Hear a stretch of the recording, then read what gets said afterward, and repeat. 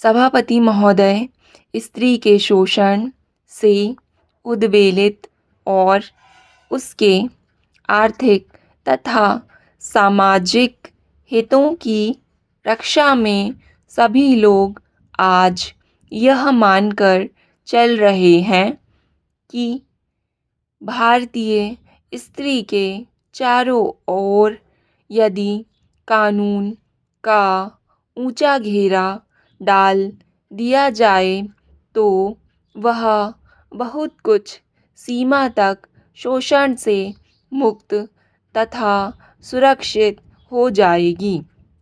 यकीनन कानून की सत्ता के प्रति इनकी गहरी आस्था यह संकेत देती है कि अनेक कानूनी अधिकारों से वंचित होने के कारण ही भारतीय स्त्री उत्पीड़ित और शोषित है।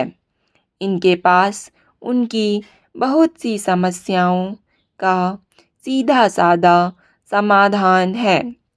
कानून के रामबाणों का निर्माण।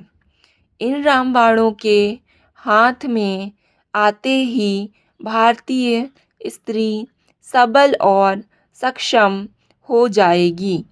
कानून की शक्ति के प्रति इनका विश्वास इस तथ्य के बावजूद भी है कि अब तक जितने कानून बने हैं यथार्थ और व्यवहार के धरातल पर आमतौर से काठ की तलवार ही साबित हुए हैं।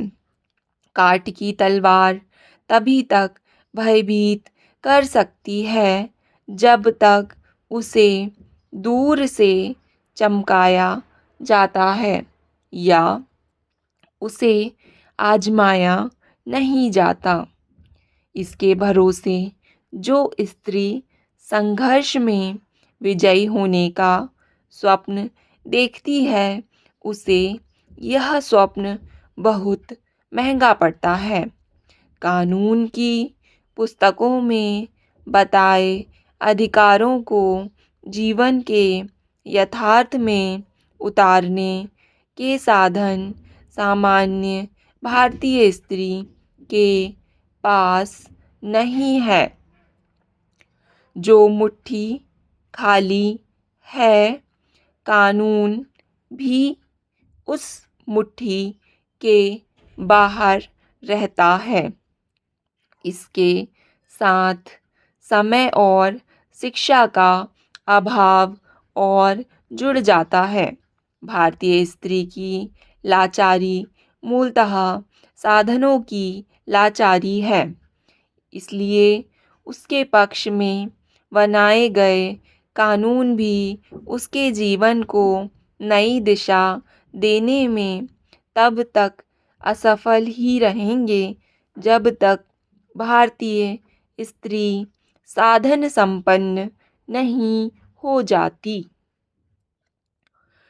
शोषण के कई मामले ऐसे भी हैं जिनसे भिड़ने का रास्ता कानून के पास भी नहीं है। अविवाहित स्त्री का परिवार द्वारा सम्मिलित शोषण इस प्रकार के शोषण का सबसे अप्रिय उदाहरण है। दिलचस्प बात यह है कि इसमें शोषण पुरुष समुदाय के साथ साथ स्त्री का योगदान लगभग बराबर का ही होता है। आज़ादी के बाद के दशकों की तुलना हम आज करें तो एक नए समाज का रूप उभर कर सामने आता है। शहरी निम्न मध्यम वर्ग और कुछ सीमा तक मध्यम वर्ग में भी शिक्षित अविवाहित स्त्रियों की संख्या लगातार बढ़ती जा रही है, किंतु इस वर्ग में अविवाहित स्त्रियों की बढ़ती संख्या को नारी मुक्ति के साथ जोड़ना सरासर गलत होगा। यह नारी मुक्ति का नहीं, उस पर हो रहे एक नए प्रकार के शोषण का प्रमाण है। आज इस वर्ग के माता पिता का अपनी कमाऊ बेटी के पीले हाथ करने के प्रति उत्साह घटता जा रहा है। वे उसे हर तरह से अविवाहित रहने को प्रेरित करते हैं। जहाँ प्रेरणा पर्याप्त नहीं होती, वहाँ युक्तियाँ भिड़ाकर उसे अविवाहित रखा जाता है।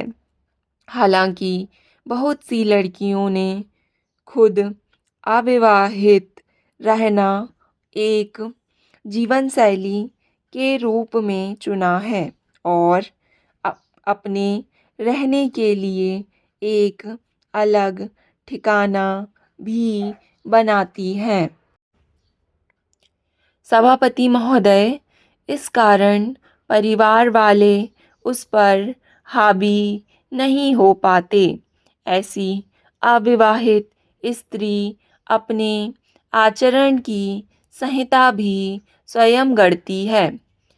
यहाँ केवल उन अविवाहित स्त्रियों की ओर संकेत किया जा रहा है जिनको परिवार ने किसी स्वार्थवश किसी भी प्रकार के जीवन का चुनाव करने का अवसर नहीं दिया है, जो माँ बाप द्वारा तय किए गए जीवन को ही जीने को मजबूर है। बहुत से अभिभावक सामाजिक रूप से काफ़ी प्रगतिशील हो गए हैं।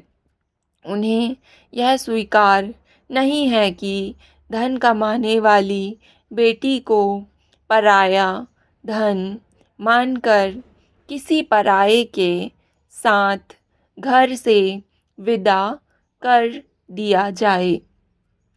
अपनी कमाऊ बेटी को अपनी ही बनाए रखना उनका ध्येय बन गया है।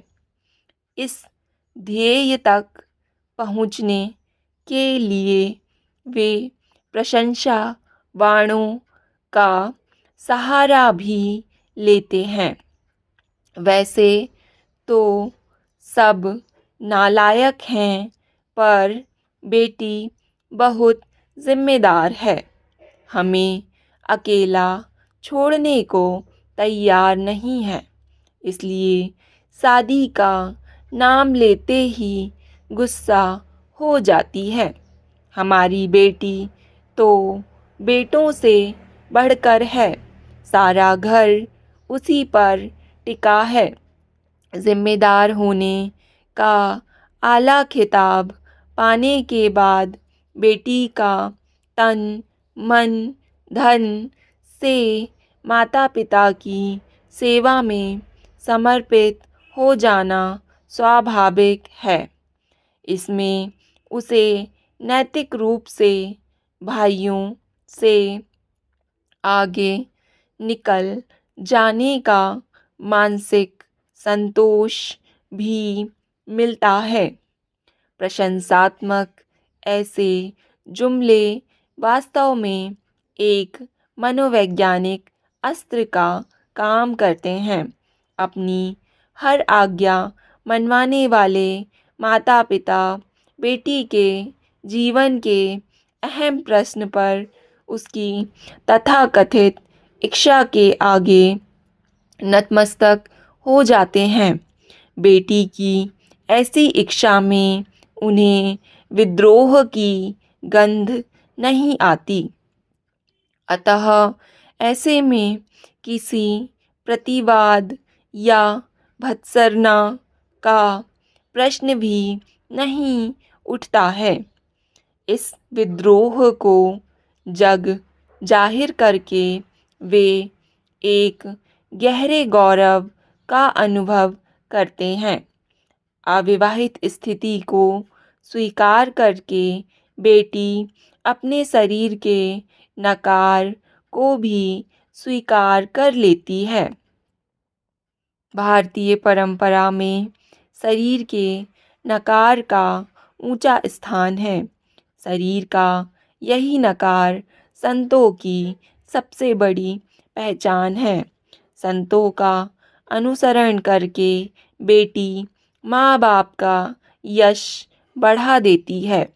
विवाह के लिए बेटी की अनिच्छा के सार्वजनिक प्रचार के पीछे एक विशेष उद्देश्य छिपा रहता है।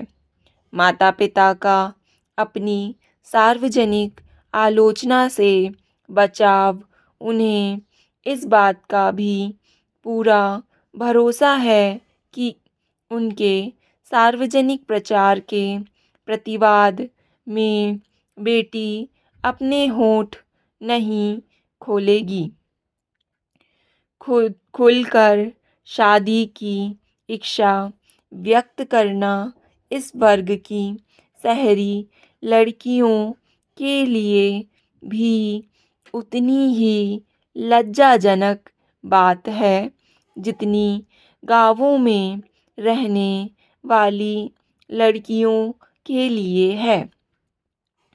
विवाहित स्त्री का गौरव यदि पवित्रता होने में है तो अविवाहित स्त्री का परिवार व्रता होना ठहरा दिया जाता है। परिवार व्रता को अपना आचरण किन नियमों के अनुसार ढालना चाहिए, ये सब माता पिता द्वारा रचित आचार संहिता में विस्तार से दर्ज कर दिया जाता है।